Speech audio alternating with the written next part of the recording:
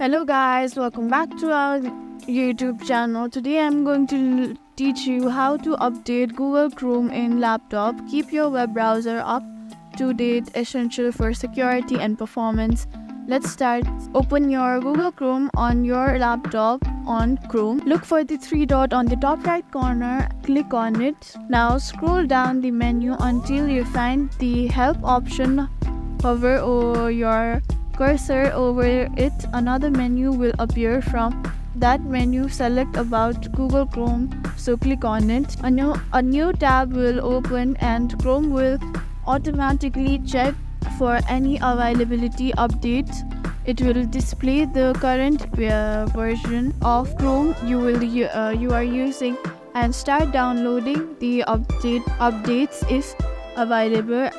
As in our case, Google Chrome is up to date, but if update is required, you have to click on the relaunch button to apply the update and restart Chrome. After restarting, it will update to the latest version. So that's how to update Google Chrome in your laptop.